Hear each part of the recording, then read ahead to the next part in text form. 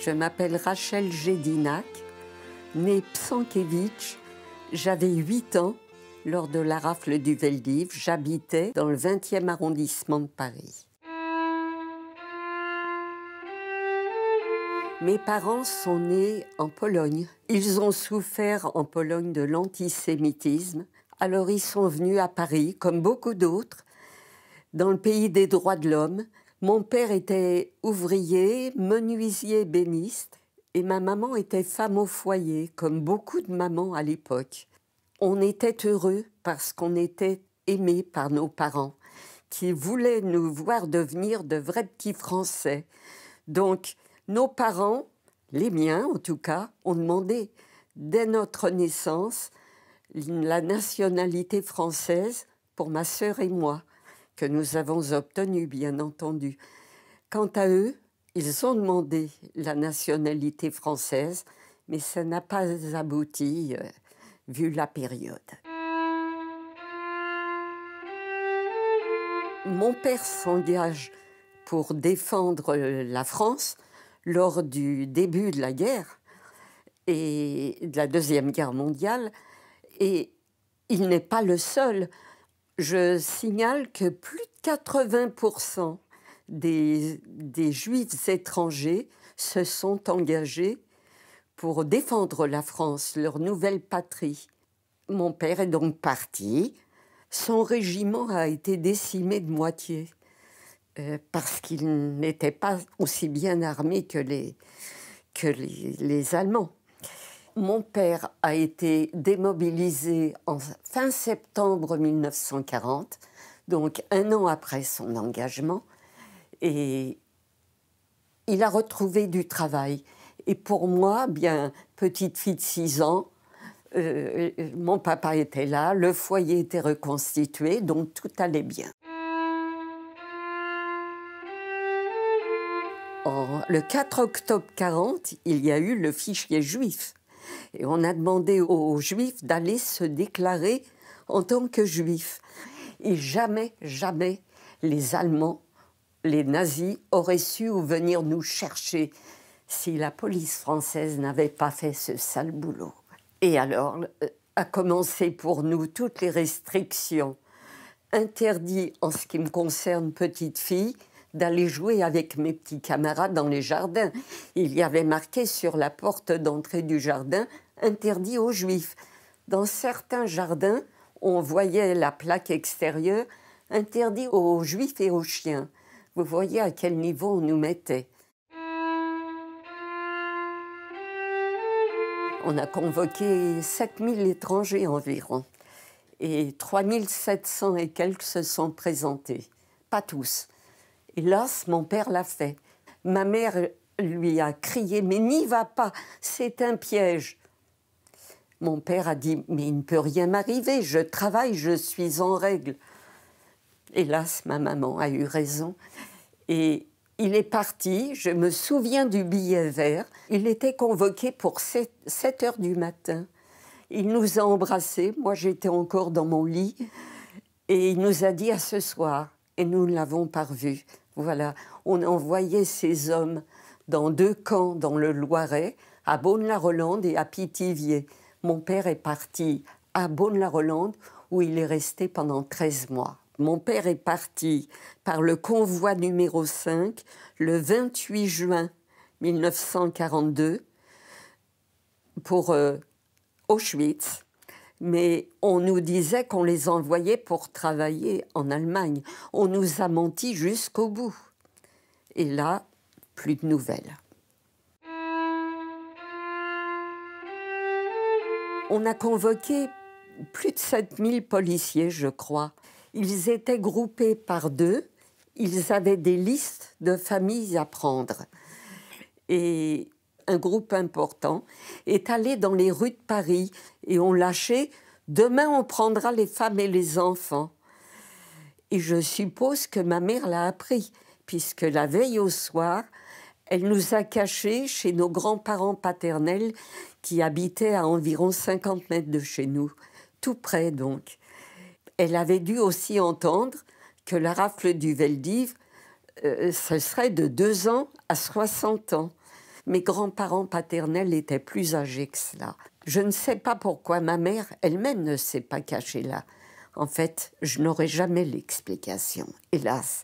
Nous étions là, à l'aube, de grands coups violents frappés dans la porte chez mes grands-parents. Police, ouvrez!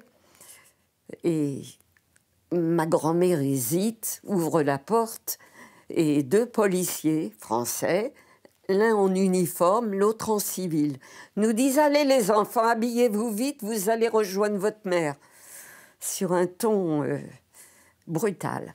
Et ma grand-mère a essayé de parlementer un peu, rien n'y a fait. On l'a bousculée d'ailleurs violemment. Et nous sommes partis en ramassant nos petites affaires. Et on nous a ramenés auprès de notre maman. Et en chemin, l'un des policiers nous dit, d'un air goguenard, « Vous pouvez remercier votre concierge. C'est elle qui nous a dit où vous étiez. » Hélas, ces choses-là arrivaient de temps en temps. Voilà. Nous remontons chez ma maman. Nous habitions au 3e étage. Et là, ma maman, tellement contrariée de nous voir revenir, en larmes, on lui dit « Vous avez 5 minutes pour faire votre valise ou votre baluchon. On a encore beaucoup de gens à prendre. » On n'oublie pas cela. Nous sommes partis à travers les rues. L'image qui est récurrente, c'est que j'ai vu aux fenêtres, sur les trottoirs, des gens massés, nous regarder passer comme un troupeau. Et je dis toujours comme un troupeau. Certains faisaient le signe de croix, les larmes aux yeux, d'autres nous montraient du doigt en riant. Et je dis toujours que malgré mes 8 ans, j'ai compris que les Parisiens n'étaient pas d'accord quant à notre sort. Les mamans criaient « Mais où allons-nous? Où nous emmenez-vous » Les policiers ne répondaient pas. On nous a emmenés donc jusqu'à la Bellevilloise, qui était une salle immense où nous étions plusieurs centaines. Nous étions debout, serrés les uns contre les autres. La chaleur était étouffante et ma maman essayait de se frayer un petit chemin à coups d'épaule et elle disait aux autres femmes « Non, on ne nous emmène pas pour travailler en Allemagne. On ne peut pas travailler avec des tout-petits dans les bras. » Malheureusement, elle a encore eu raison, ma mère. Et une voisine est arrivée auprès de ma mère et lui a dit « Sa grande fille de 14 ans a réussi à s'enfuir par l'issue de secours. » Alors ma mère s'est tournée vers nous et nous a dit « Vous allez faire comme Léa. » Et là, j'ai fait une comédie incroyable. « Je ne vais pas te quitter », j'ai hurlé. Alors elle a fait quelque chose que je ne pouvais pas raconter auparavant sans pleurer. Elle m'a giflé violemment, la seule gifle de ma vie. Mais c'est plus tard que j'ai compris que cette gifle m'a sauvé la vie. Ma sœur m'a prise par la main et nous sommes partis vers l'issue de secours. Et là, les 2 policiers en faction ont tourné la tête pour ne pas nous voir sortir. Alors, quand je témoigne devant des jeunes, je leur dis, vous voyez la différence d'attitude des policiers. Ceux qui sont venus nous chercher chez notre grand-mère où nous étions cachés ont fait du zèle. Ils auraient très bien pu dire sans mentir, nous n'avons pas trouvé les enfants au foyer. Par contre, ces 2 policiers qui ont tourné la tête simplement pour ne pas nous voir sortir, moi, j'appelle ça un acte de résistance.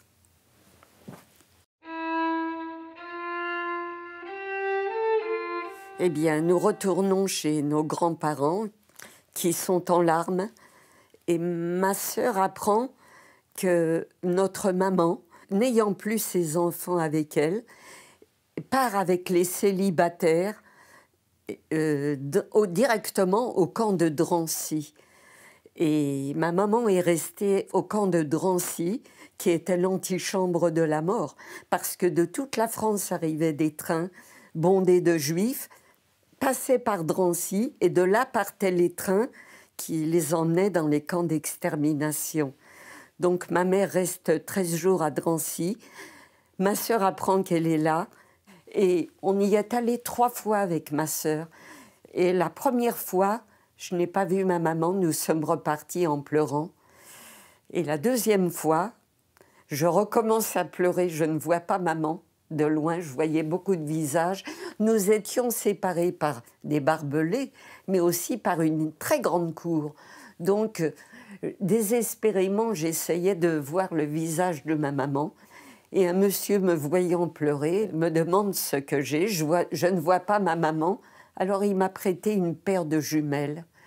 Et j'ai pu voir pour la dernière fois, de loin, le visage de ma maman qui nous a vus et qui a fait ce geste. Partez. Pourquoi? Parce que les gendarmes nous pourchassaient tout autour du camp et nous étions toujours en danger. La troisième fois où nous sommes allés à Drancy, nous descendons du car et ma sœur me dit « On repart à Paris ». J'ai hurlé « Je veux voir maman ». On repart à Paris. Et c'est plus tard qu'elle m'a expliqué. J'ai vu comme elle passer des autobus bondés dans l'autre sens, mais je n'ai pas spécialement regardé. Or, ma sœur a regardé dans les autobus bondés et elle a vu, m'a-t-elle dit, une partie du visage de ma mère debout, serré, qui nous a aperçus sur le trottoir et qui a essayé de faire ce geste. Partez. Elle me l'a dit plus tard. Voilà, ma mère est partie. Il a fallu grandir d'un seul coup. Nous n'étions plus des enfants. Les rafles étaient de plus en plus rapprochées. Donc, mon grand-père est parti à l'hôpital où il est mort peu de temps après. Moi, j'ai été mise dans un centre pour enfants juifs avec ma sœur, mais séparée de ma sœur, parce qu'on était par âge. J'y suis restée pendant quelques mois. J'en garde un très mauvais souvenir parce que c'était dur à vivre là. Voilà. Donc, j'ai été placée 8 jours dans une famille catholique et ensuite chez des bonnes sœurs et dans une autre famille catholique. J'ai changé sans arrêt d'endroit. Et en janvier 1944, ma cousine m'a procuré de faux papiers. Je deviens Rolande Sagnier, j'ai 9 ans, et je pars à Château-Renaud, près de Tours. J'arrive là, je tombe sur une personne d'un certain âge, acariâtre, désagréable.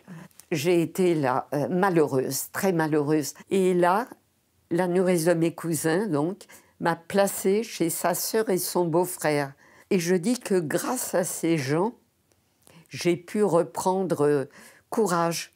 Je n'y suis restée qu'1 mois, mais je ne les ai jamais oubliés. Monsieur et Madame Saillard, voilà.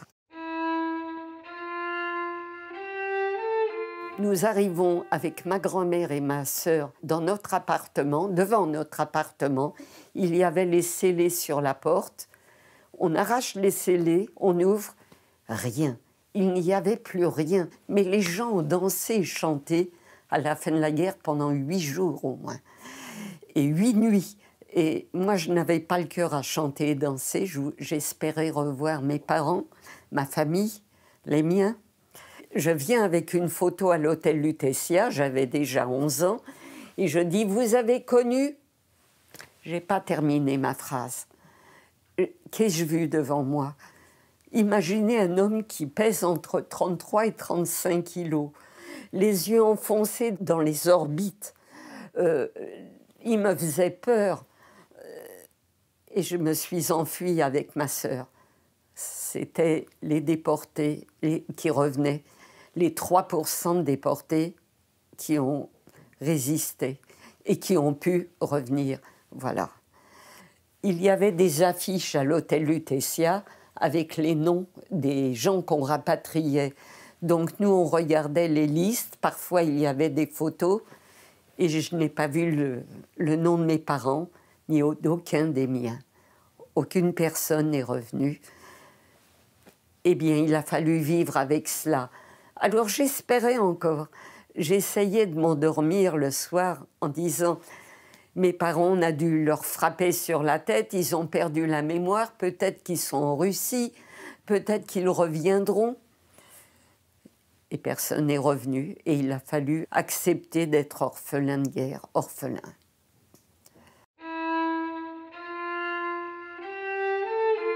Eh bien, j'ai récupéré quelques photos de mes parents. J'aurais oublié leur visage, leurs traits, si ma tante ne m'avait pas donné ces photos. Je suis bébé sur ma mère, mon père et ma sœur à côté. C'est une photo des moments heureux que nous avons vécus. Je garde le souvenir vivant de mes parents. Pour moi, ça a une importance extraordinaire.